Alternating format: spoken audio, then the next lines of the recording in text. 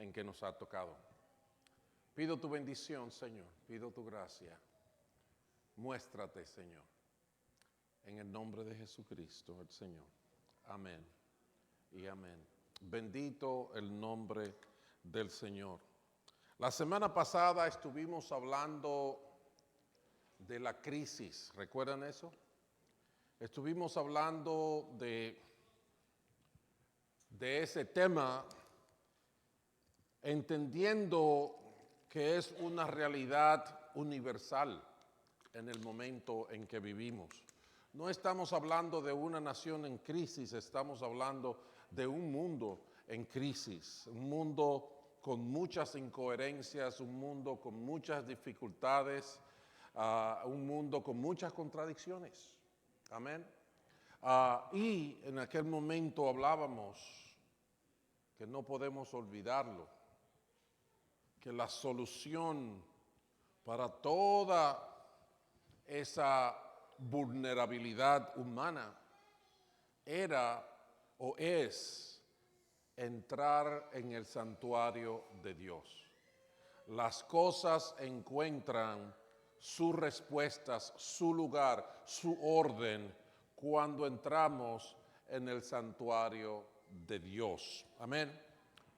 El día de hoy yo quiero entrar ya en una dimensión que arrastra el tema, pero desde una perspectiva que definitivamente es diferente. Vamos a estar en la carta de uno de los apóstoles llamado Santiago, y él escribe una carta, como ustedes van a ver, a una población que él considera que está viviendo en medio de crisis.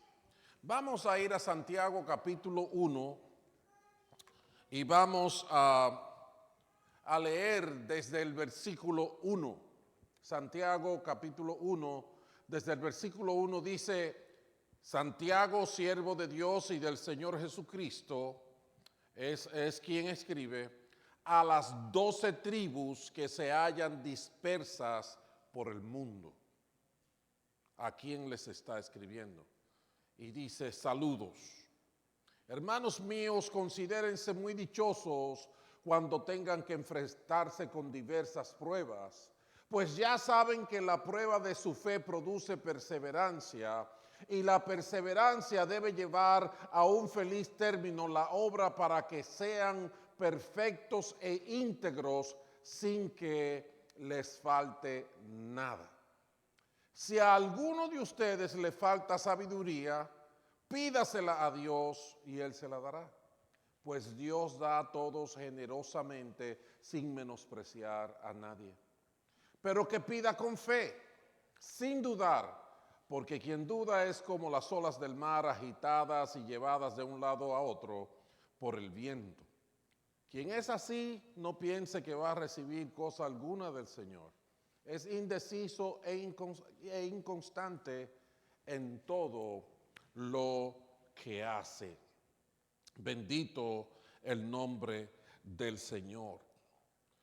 Como decía, la crisis nos afecta a todos, y Santiago en ese primer verso dice que le escribe a las 12 tribus que se hallan dispersas por el mundo. Si ustedes me ayudan y hacen un ejercicio en su mente de pensar las clases de situaciones en que se podían encontrar las personas de una nación sin tierra, teniendo que desplazarse muy frecuentemente o habitar entre gente que ellos desconocen o no comparten hábitos o tradiciones, costumbres, y muchas veces siendo rechazados por ser los raros, criticados y hasta temidos o tenidos por enemigos. Así que múltiples factores definen el malestar de lo que es ser una nación desterrada. Para estos que vivían en esa crisis continua y latente, escribió Santiago, la carta que nosotros vamos a compartir hoy. Y yo te pido que confíes en Dios. ¿Qué quiero decir con esto? Que simplemente bajes la guardia, que te abras a escuchar la voz de Dios, a considerar tu propia realidad y la propia crisis que nosotros estamos viviendo. Nos va a ayudar, vamos a salir de aquí sanos, vamos a salir de aquí con ánimo, vamos a salir de aquí con luz, con entendimiento, con firmeza en cada paso que podemos dar. Fíjense que aunque estamos hablando de pruebas, estamos hablando de crisis, estamos hablando de dificultad, de repente cuando vemos la carta del apóstol Santiago, tenemos que poner el pie en el freno y agarrar el guía y cambiar de dirección, porque él nos presenta una impresión de la realidad que es totalmente diferente a lo usual. En el versículo 2, él dice: hermanos míos, considérense muy dichosos cuando tengan que enfrentarse a diversas pruebas. Fíjense cómo el inglés no solamente dice que se consideren dichosos, o sea, dice gócense. Consideren que eso es algo que debe de darle gozo. Y la verdad es que cuando se habla de pruebas, estamos hablando de circunstancias que retan nuestra capacidad, que nos causan incomodidad, que demandan una cierta calidad de carácter para uno poder resistir, porque es difícil. Fíjense que en la definición de la palabra que se usa para prueba ahí, implica tentación, implica prueba, es decir, vamos a verificar lo que existe, evaluación. Su significado implica circunstancia que abre nuestro cascarón para indagar qué es lo que hay. Es probatorio, es una exposición que revela algo nuestro que no está a simple vista. Y en el términos gramaticales, la misma palabra original del griego se usa para momentos de calamidad. Momentos de calamidad son momentos de pruebas, son momentos de crisis. Son momentos donde se requiere mucho más de lo normal de nosotros para poder subsistir. Entonces, aún así tenemos el texto y las palabras del apóstol diciendo: considérense dichosos cuando enfrenten pruebas. Quizás uno le preguntaría a Santiago: ¿estamos hablando el mismo idioma? Considérense dichosos. No es lo que consideramos una vida normal o deseada.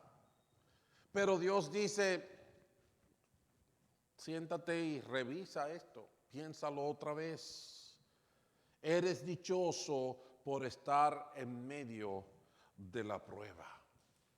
Saben, ahí en el versículo 2, cuando dice considérense muy dichosos, ese término considerarse se refiere a una determinación o dirección del pensamiento. La conclusión de nuestra evaluación es para declarar la prueba como una dicha o bendición. No dice: mira, luce como una dicha, luce como algo bueno, luce como algo que da gozo. No dice eso, sino más bien dice: analiza y concluye que la prueba es una bendición. Es algo más sobrio, es algo más maduro. No es algo simplemente emocional y abrupto. Entonces se genera otra interrogante. Porque ¿qué elementos de juicio nos dicen? ¿Cómo podemos justificar el hecho de que la prueba nos va a bendecir? Necesitamos que haya realmente elementos de juicio que lo justifiquen. Y en ese sentido, quiero darles una respuesta directa, porque está asimismo directamente expuesta en la palabra. ¿Por qué decir que la prueba es una bendición? Bueno, podemos decir que la prueba es una bendición porque la prueba nos perfecciona para que no nos falte nada. Versículos 3 y 4 de la misma carta que leímos dicen: ya saben que la prueba de su fe produce perseverancia, paciencia. Y la perseverancia debe llevar a feliz término la obra. O sea, esa perseverancia, esa continuidad, esa paciencia laboriosa debe llevar a un feliz término la obra. Al final de esa tortura, permítanme llamarlo así, prolongada tortura, esa perseverancia con paciencia, hay un resultado, hay una obra final, y esa obra aquí no tiene un nombre, sino una descripción: para que sean perfectos e íntegros sin que les falte nada. ¿Por qué podemos llamar la prueba, la crisis, la dificultad una bendición? Porque el resultado de una participación legítima es para que seamos perfeccionados, es para que seamos íntegros, sin que nos falte nada. La dinámica está ahí descrita, pero yo la desglosé. Nuestra fe es probada. ¿Es verdad que crees eso o no es verdad? Por eso el mismo Santiago más adelante en el capítulo siguiente habla de que la fe que no va acompañada de un comportamiento coherente con la promesa de la fe está muerta. La fe sin obras es muerta. La prueba de su fe produce perseverancia, porque esa fe nos mantiene activos. Esa fe nos mantiene en la dirección. Entonces, esa perseverancia, esa decisión de insistir, de una vez más, de empujar otra vez, de intentarlo de nuevo, de levantarme después que me caí, esa fe, esa perseverancia, con esa paciencia, completa la obra. Y dice que es esa obra final luce como una perfección que en realidad habla es de lo que se podría expresar de otra manera como una madurez humana. Una perfección humana es una persona bien madura, bien equilibrada, bien proporcionada, fructífera. El resultado final es que tenemos esa perfección, esa integridad, porque no nos falta nada. Yo no sé si ustedes saben, en matemática hay diferentes tipos de números. Y entre la clasificación hay números enteros y hay números que son quebrados o fracciones. ¿Y cuál es la diferencia? Bueno, que las fracciones no llegan a ser enteros. La fracción es un pedazo, pero el número entero es completo. Right? Y de esa misma palabra de entero es la palabra integridad. Cuando somos enteros, es decir, que no es que ahora estoy aquí con la boca, pero con mis hechos estoy por el otro lado. Me falta integridad. Pero aquí está hablando de que cuando pasamos la prueba, llegamos a ser íntegros, preparados para lo que venga. Amén. Entonces esa es la respuesta. ¿Por qué podemos decir que la crisis, que la prueba puede o debe llevarse en los caminos de Dios a ser bendición, a ser motivo de gozo? Y es porque la prueba nos va a llevar a la perfección y a la integridad que necesitamos para ser maduros en Cristo Jesús. Aleluya. Dios usa las dificultades para desarrollar nuestra musculatura de fe. Y espero que no los haya botado por ahí. La musculatura se va desarrollando con ejercicio continuo. Una y otra vez, y finalmente alcanzamos la resistencia que necesitamos para atravesar la adversidad. Pero la resistencia, mis hermanos, no es un asunto de masoquismo, no es un asunto de sentir dolor, como algunos que se iban y se retiraban a lugares y se daban con el látigo ellos mismos como para someter la carne a dolor. No es una competencia de dolores. No. Cuando estamos hablando de la resistencia que necesitamos para la adversidad, no es para decir, lo aguanté por 6 horas, lo aguanté por 30 días. No es ese tipo de competencia. No, en la medida que persistimos en la adversidad y caminamos hacia el propósito de Dios, ocurre una obra de transformación. Leí una vez una ilustración que me ayuda mucho en un momento como este, sobre un niño que estaba con su abuelito y su abuelito siempre trataba de que él leyera la Biblia. Y un día el nieto le dijo al abuelito de manera muy sincera: abuelito, yo como que no quiero seguir leyendo tanto la Biblia. Y el abuelito le dice: ¿qué te pasa, mijo? ¿Por qué? Y le dice: es que como que no entiendo mucho. Como que no se me queda. No sé, y entonces como que hay tantos nombres raros y tantas cosas, tú sabes, y muchas cosas ahí que ocurrieron hace tanto tiempo que uno como que no las entiende. Entonces yo digo que ¿para qué? ¿Para qué seguir leyendo la Biblia si yo pienso que no se me queda nada? Y el abuelito toma un momento y dice: vamos a hablar de eso, pero yo quiero que tú me hagas un favor. Y dice: ¿qué pasa?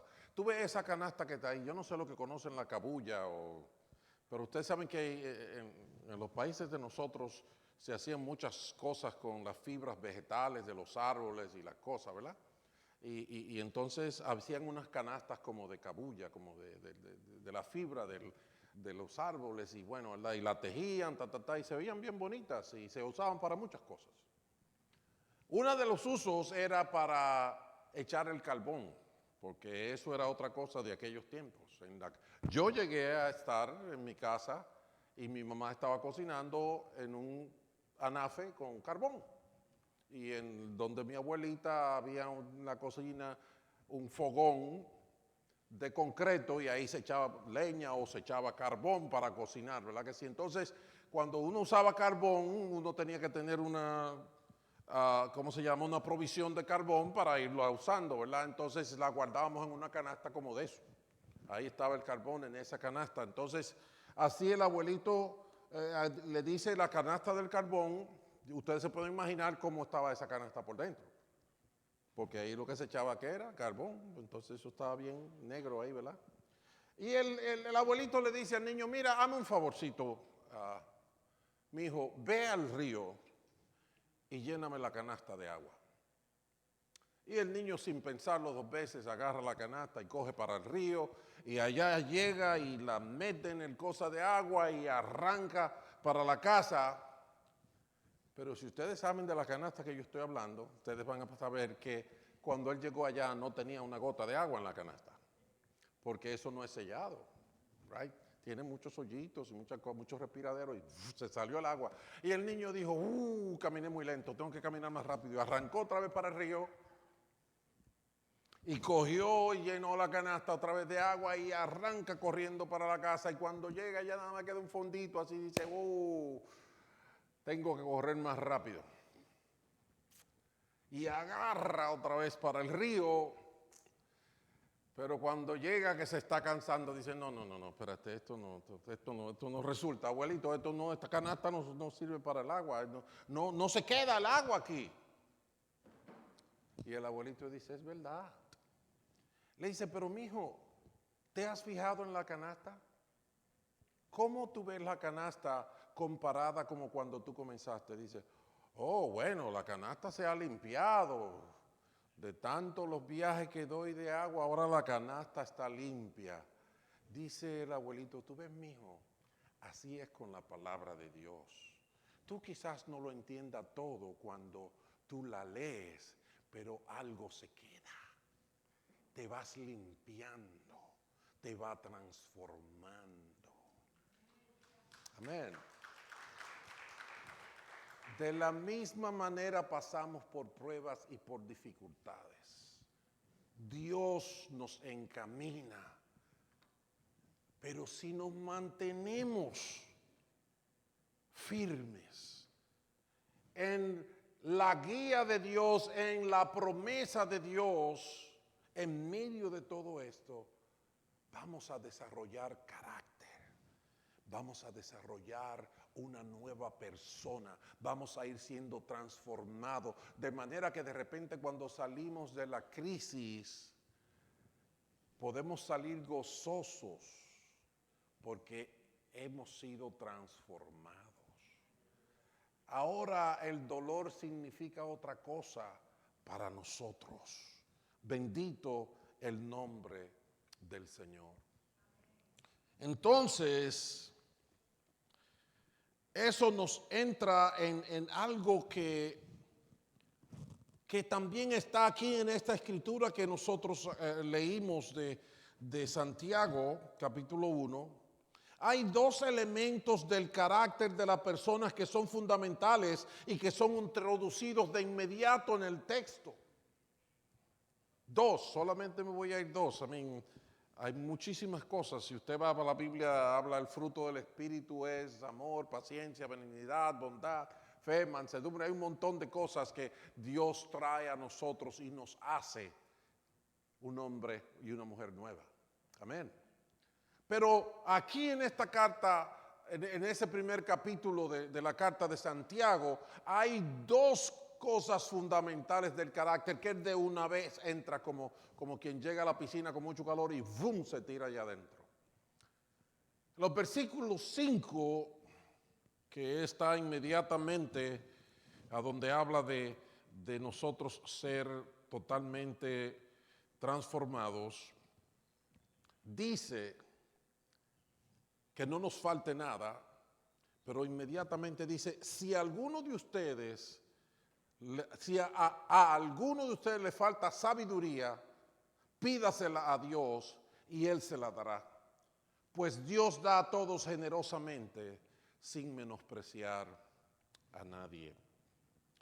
Entonces el tema y el elemento del carácter que nosotros necesitamos y viene de inmediato a entrar en el proceso de transformación que necesitamos, el que nos va a ayudar a esa perfección, a esa madurez, es sabiduría. Sabiduría.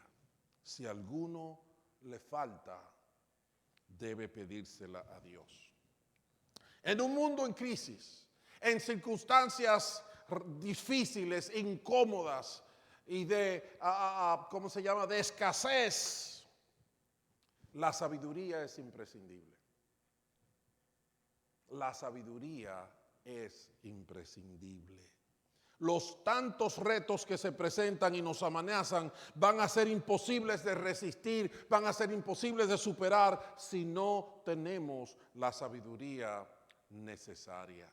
Piensen en el caos de vida que estamos viviendo en nuestros días, en el mundo, donde ya no sabemos cuando nace un niño si es hembra o varón.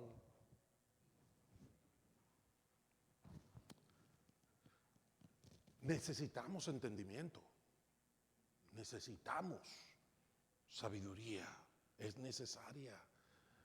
Uno de los problemas de las crisis es que se combinan muchas cosas y uno de ellos es la ignorancia y otro de ellos es el temor y eso hace una bomba atómica en la formación del carácter de una persona.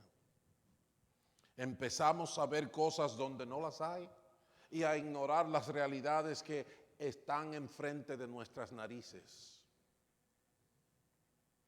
Entonces necesitamos esa sabiduría.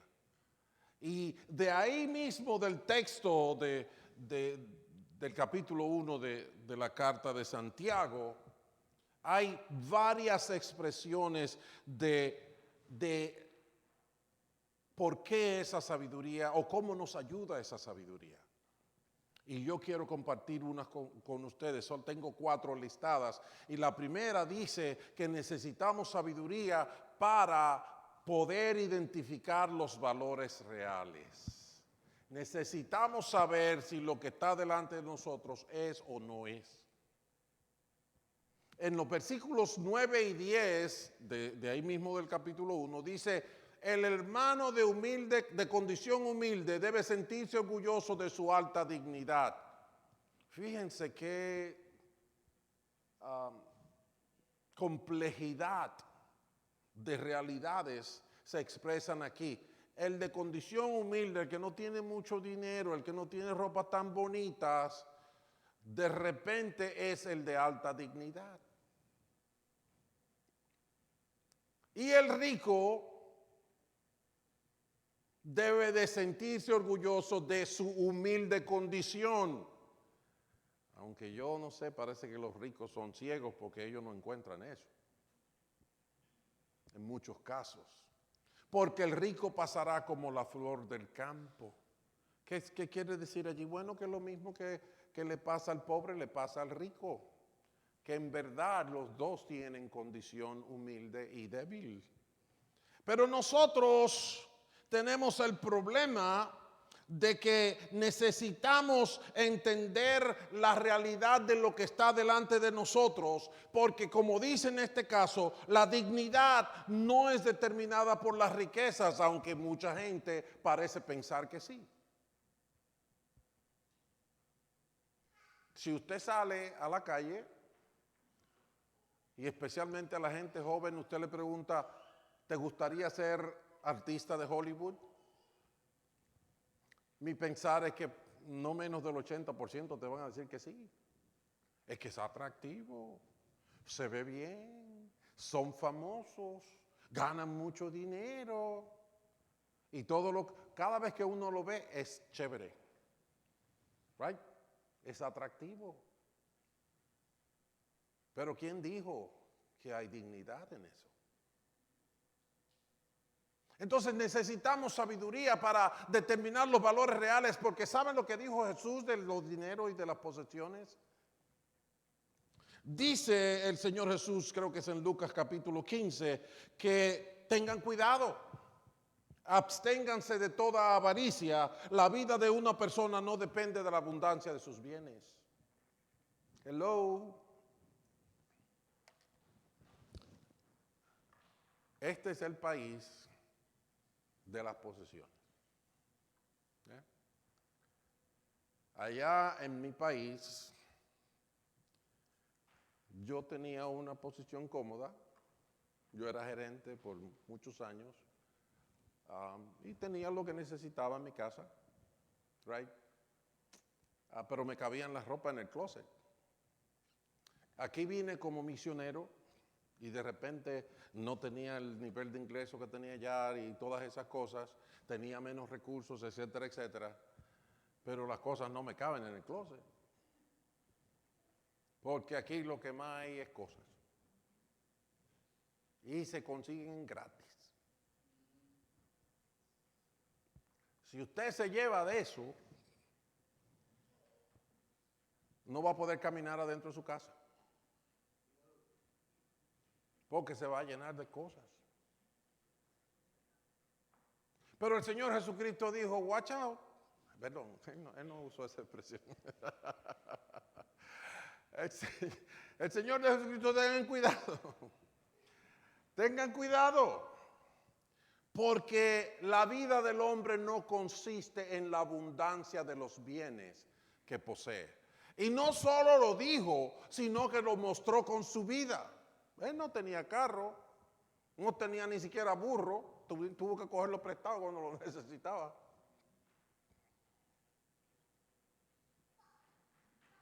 Sin embargo,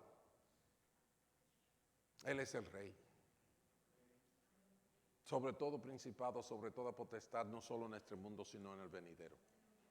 La vida del hombre no consiste en la abundancia de los bienes que posee. De repente los muchos bienes lo que son es un problema. Entonces necesitamos sabiduría para entender estas cosas. Porque la gente se vuelve loca, le falta respeto al otro y hasta pelean por un pedazo de palo. 3 trapos. Un poco de chatarra con una marca de carro.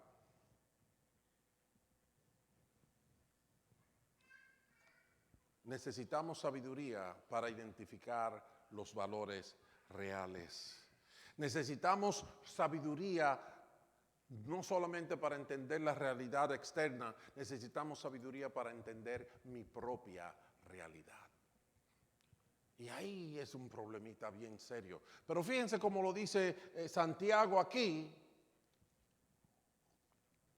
Él dijo que nadie al ser tentado diga, es Dios quien me tienta. Porque Dios no puede ser tentado por el mal, ni tampoco tienta a nadie. Todo lo contrario, cada uno es tentado cuando sus propios malos deseos lo arrastran y los seducen. Si usted no conoce su propia realidad, está feo para la foto. Porque usted no me puede arreglar a mí, pero usted se puede arreglar a usted. ¿Entiende eso? Yo no te puedo arreglar a ti, pero yo sí tengo todo el poder, la autoridad y el acceso para arreglarme a mí. Entonces, necesitamos sabiduría para entender mi propia realidad, porque cuando pasan las cosas siempre buscamos a quien echarle la culpa. No fue el dedo índice, no que fue el del medio, no que el anular, que el mayor, que el índice, que el pulgar. Estamos buscando dónde tirar la culpa. Cuando la verdad es que donde tenemos que ir es al espejo. A verme a mí mismo. Esa es una sabiduría que necesitamos que Dios nos las dé. Tenemos que buscarla donde Dios. Y ese es el consejo que nos está dando el apóstol Santiago. Necesitamos sabiduría para identificar los valores reales. Necesitamos sabiduría para entender mi propia realidad. Necesitamos sabiduría para saber de dónde viene el bien. Esa es otra. Especialmente en un país ahora mismo que está dividido por la política. Y todo el mundo dice, yo soy el que estoy bien. ¿Quién tiene la verdad? ¿Dónde está el verdadero sentido de la vida? Nosotros necesitamos sabiduría para saber dónde está lo que es bueno. ¿Y saben lo que dice Santiago, mis queridos hermanos? No se engañen. Si tú piensas que dónde están los ricos, si tú piensas que dónde están los blancos, si tú piensas que dónde están los negros, si tú piensas que dónde están los que eléctricos, si tú piensas que donde están los de carbón, si tú piensas que donde están, estamos perdidos todos. Estábamos estudiando hoy que todos estamos bajo pecado. Todos los colores, todos los sabores, todos los olores, todos. Mis queridos hermanos, no se engañen. Toda buena dádiva y toda perfecta bendición, ¿sabe dónde está? Descienden de lo alto, de allá, donde está el Padre que creó las lumbreras celestes y quien no cambia ni se mueve como las sombras. ¿Sabes por qué estamos en crisis hoy? Porque hace unos milenios un buen mozo, abuelo de nosotros, cometió pecado. Desechó el consejo de Dios y se hizo un freelance. Se lanzó a su propia aventura desechando el consejo de Dios. Por eso es que estamos en problemas. Nosotros nos entretenemos con las ramas y con las cosas que ocurren en nuestros días, pero el problema viene de allá. Y si tú quieres saber dónde está el bien está en el Creador de los cielos y la tierra. Cuando hablamos de la crisis la semana pasada en el Salmo 73, vimos al salmista volviéndose loco y diciendo, pero el que hace lo malo parece que le va mejor que el que hace lo bueno. Y estaba turbado y dijo, yo casi caigo en un gancho. Por poco mis pies resbalan. Pero ¿qué pasó? Hasta que entré ¿a dónde? En el santuario de Dios. Cuando entré en el santuario de Dios se cayeron las escamas de mis ojos. La venda que me tenía ciego y confundido se cayó porque en Dios está la luz de la vida. Toda cosa buena, si usted quiere saber dónde está en Dios. Si usted sabe por qué el mundo está así, no es por la política, no es por esto, es por el pecado. Es porque abandonamos a Dios y estamos trabajando, como dicen los camiones en la República Dominicana, o decían antes mucho, usted iba en la calle y se le pasaba un camión adelante y tenía un letrero que decía mi propio esfuerzo. Como quien dice, yo compré este camión con mi propio sudor. Y todavía seguimos en esa moción de yo hacer lo que yo quiera. El Salmo 2 dice que los pueblos, los gobernadores de los pueblos consultan unidos contra Jehová, contra su ungido, diciendo, echemos de nosotros sus cuerdas, que no nos gobierne nadie, nosotros somos la ley aquí. ¿Ya? Tú eres la ley y eres la trampa y tú mismo te matas. Todo don perfecto, toda cosa buena, viene del Padre de las luces, allá arriba en el cielo. Necesitamos a Dios, necesitamos sabiduría para no alocarnos y no confundirnos. Aquí la gente se muda y hace cualquier movimiento loco, rápido, por desesperación, por emoción o porque vino uno que le cayó bien y le dijo, vámonos para allí. No, sabiduría, necesitamos sabiduría para saber de dónde viene el bien. Y finalmente, de aquí, de ese primer capítulo de Santiago, y que tengo que parar porque si no nos vamos de aquí hoy. Necesitamos sabiduría para saber y practicar la palabra de Dios. Decimos que la Biblia es enredada, decimos que la Biblia esto, que la Biblia lo otro. Yo te voy a decir una cosa. La Biblia para mí es medicina. A mí muchas veces yo me he subido a este púlpito, que afónico, que dolor de cabeza, que de todo. Y cuando bajo, soy otro. Sanito, con fuerzas, con ánimo.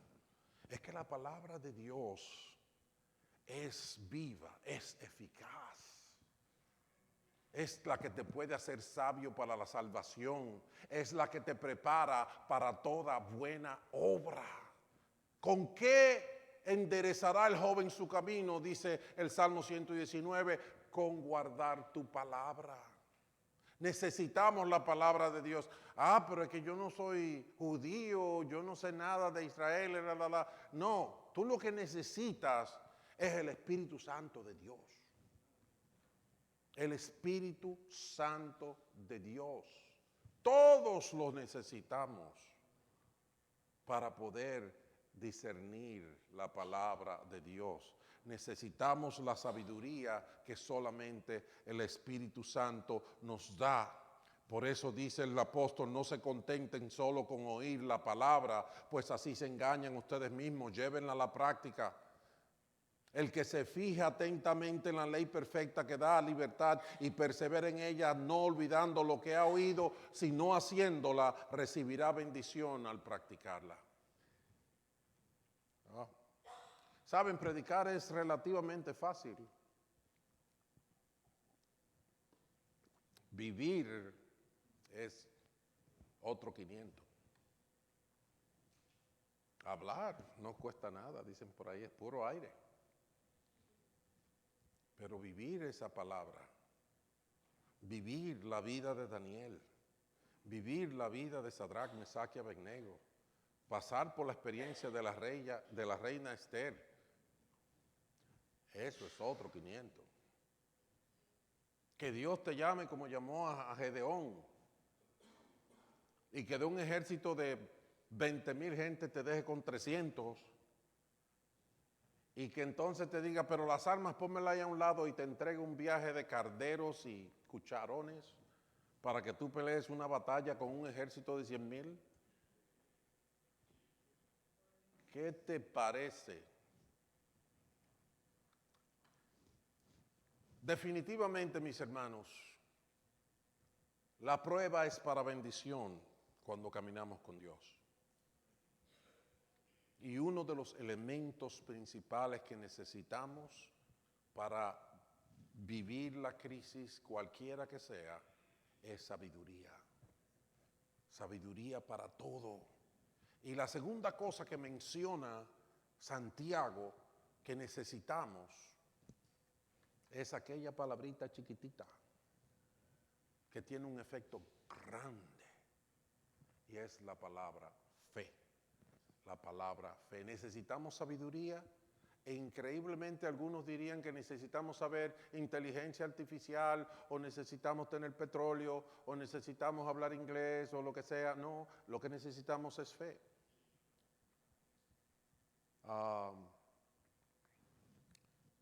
En el texto de hoy dice que pidamos sabiduría, pero tenemos que pedirla con fe, sin dudar, porque quien duda es como las olas del mar agitadas y llevadas de un lado para otro, y quien es así no va a recibir nada. Necesitamos fe. Ahí lo tienen.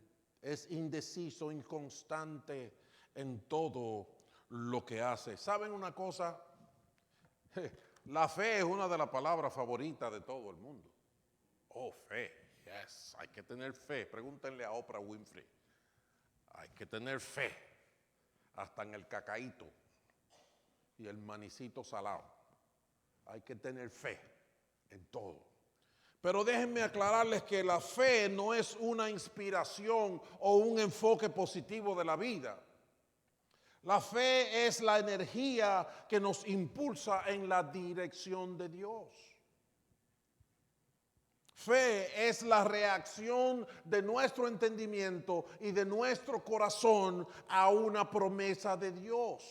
Dios dice esto y mi reacción es la que tiene que definir la fe. Si yo creo o si no creo. Por la fe es que nos dirigimos a Dios, nos acercamos a Dios y le pedimos a Dios. Porque en realidad, sin fe es imposible agradar a Dios, ya que cualquiera que se acerca a Dios tiene que creer que Dios existe y que recompensa, dice el libro de Hebreos. Tenemos que creer cuando nos acercamos a Dios que Él recompensa.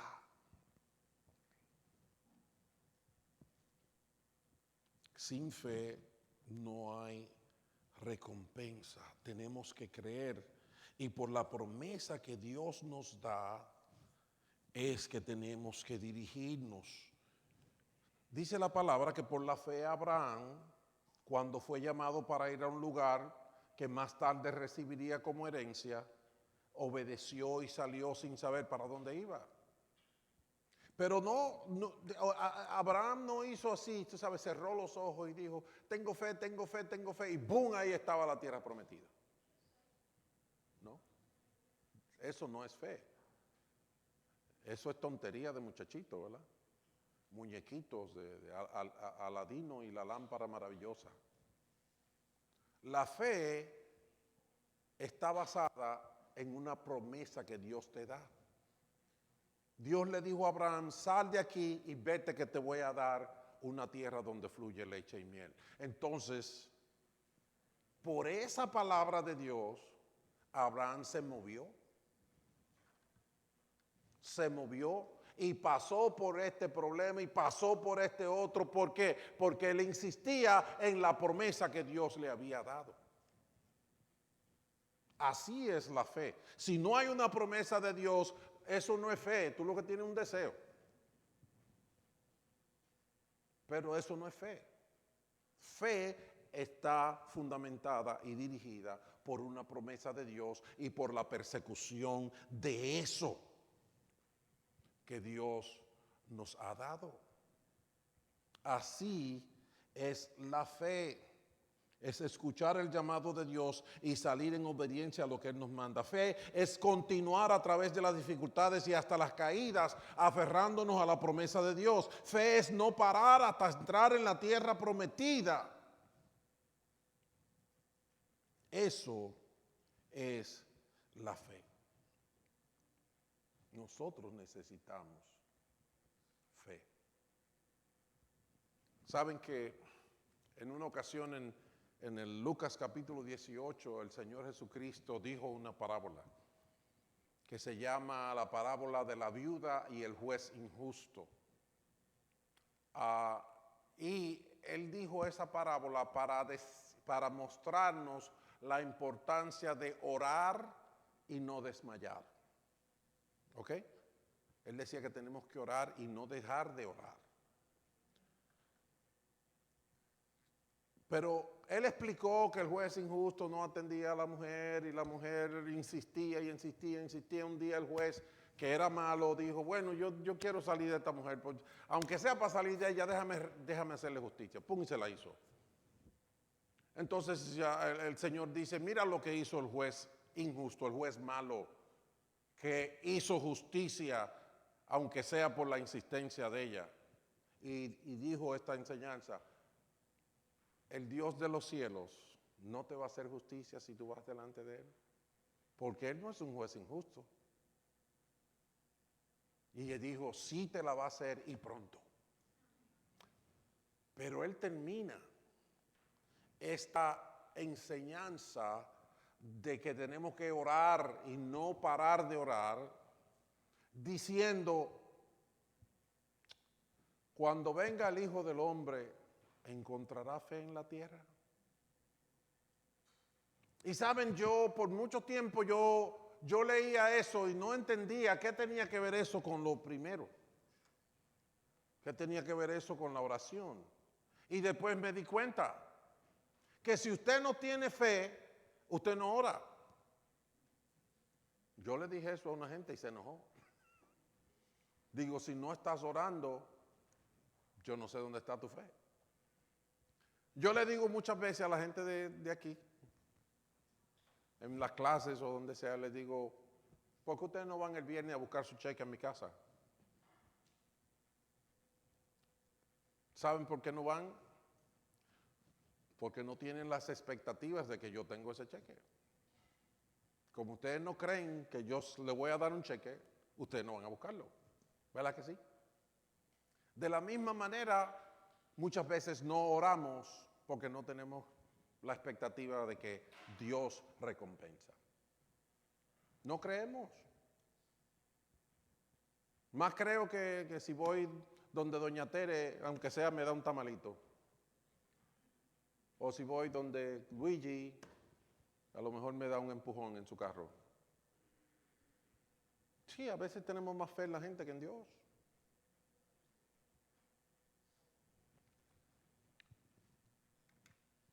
Sin fe es imposible agradar a Dios. Si creemos, vamos a hacer como una brújula. ¿Sabe cómo es la brújula? Donde está el norte, ahí va la brujita. Donde está el norte, va la... Donde está Dios, donde está la promesa de Dios, ahí tenemos nosotros que caminar, aunque duela.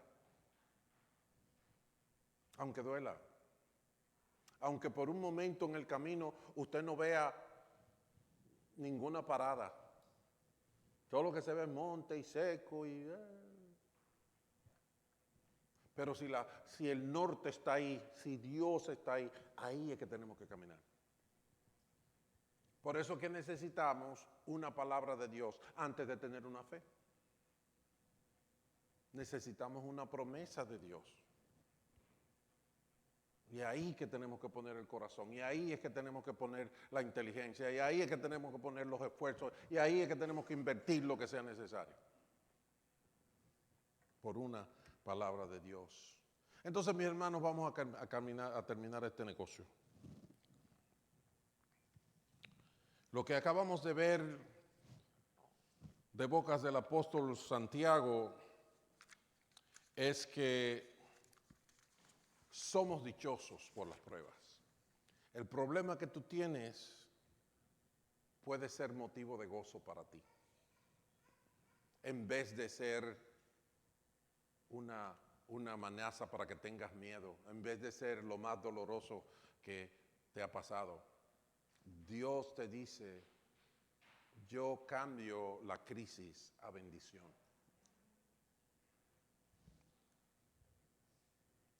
Pero tú necesitas la prueba, tú necesitas la crisis, porque ahí es donde Dios te va a ayudar a crecer.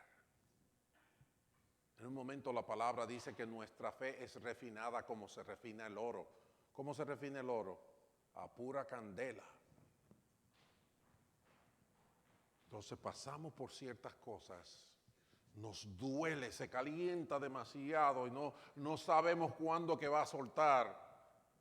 Pero al final el oro sale refinado si estamos en las manos de Dios. Las bases del carácter para la madurez, para la perfección que Dios dice, para que no nos falte nada, son sabiduría y fe. Sabiduría para identificar los valores reales, sabiduría para entender mi propia realidad, para saber de dónde viene el bien y para conocer y practicar la palabra de Dios. Necesitamos sabiduría, pero esa sabiduría solamente viene de Dios. Y necesitamos fe, porque la fe es la orientación para la vida. La fe es la que nos conecta a las promesas de Dios. Es donde nos enganchamos para saber el rumbo que necesitamos. No es emoción exacta, cerrando los ojos y me voy a sacar el premio. Sí, te lo vas a sacar de los bolsillos y se lo van a dar a uno que están viviendo del cuento. Necesitamos fe en Dios. Es la reacción de nuestro entendimiento y de nuestro corazón a lo que Dios promete. ¿Tienes fe? Enséñame la promesa de esa fe. ¿Entiendes eso? Entonces, enséñame cómo esa promesa te está moviendo y vamos a estar bien. Eso es lo que Dios dice. Saben que en la Biblia hombres y mujeres vieron su mayor bendición en el corazón de la crisis. Por ejemplo, Moisés, cuando salieron de Egipto, ¿qué pasó? De repente estaban acorralados entre el mar y el ejército de Faraón. En un momento de crisis donde ya el mismo pueblo le estaba diciendo, ¿para qué nos sacaste a morir en el desierto? Y ahí, en el centro de la crisis, el mar se abrió en dos por la promesa de Dios. Si vamos al caso de Abraham, vio la provisión de Dios en el momento en que iba a sacrificar a su hijo, levantó la mano y ahí el Señor dijo, para mi hijo, mira el becerro allí donde está. El muchacho no va a ser sacrificado. Gedeón tuvo su victoria cuando su ejército llegó a ser el más pequeño de todos los que él le propuso a Dios. De 20,000 y pico se lo bajó a 300. Y le dijo, suelta las espadas y las cosas. Aquí están estas ollas de ¿cuáles son las ollas mejores que había en ese tiempo? de chef, de whatever name. Y con ollas y cucharones ganaron la batalla. Vieron la gloria de Dios en medio de la crisis. Y podemos hablar de Daniel, de Sadrach, de Mesach, de Abednego, de Elías, de la reina Esther, de David y de medio mundo en la palabra de Dios, donde tú puedes ver que la persona que entró a esa crisis cuando salió era un gigante. Dios quiere hacer eso contigo. Póngase de pie. Vamos a ponernos de pie, vamos a orar, vamos a hablar con el Señor, porque nosotros estamos viviendo días difíciles, pero estamos teniendo la tendencia a decaer, estamos teniendo la tendencia a desesperarnos y a buscar alternativas que no son de Dios. Habla con el Señor ahí y dile, Señor, bendito sea tu nombre. Vamos a hablar con el Señor. Señor, te amamos, te necesitamos.